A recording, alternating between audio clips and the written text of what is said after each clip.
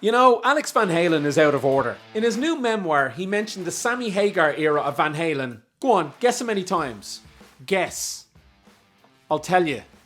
0. Now, I don't care what anyone says, the Sammy Hagar era of Van Halen was incredible. I mean, tens of millions of albums sold between 1985 and 1996, and the sold-out stadium tours. Does none of this mean anything to Alex Van Halen? Now, I know the hardcore fans love the David Lee Roth era the best. They'll call themselves the purists.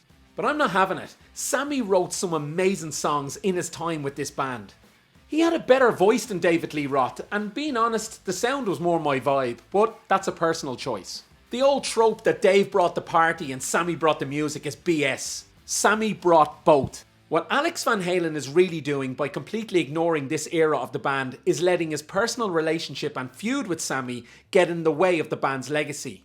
Alex has been very quiet to this point since Eddie's death, and I get that, it is family. But by not acknowledging the Van Hagar era in his memoir is not just disrespecting the band and Sammy, it's disrespecting Eddie's work also. And you know what? It's disrespecting fans like me that were fans of that era of the band. Eddie was proud of the Van Hagar era, and that's a fact. Hey Alex, instead of being immature about all this, why don't you just give Sammy the respect he deserves? You know, maybe put on a tribute concert for Eddie and the fans too. I've said it a million times, and no shade on this guy, but Taylor Hawkins got 2 tribute gigs. It's time Eddie Van Halen got one too. How about you put that in your book, Alex?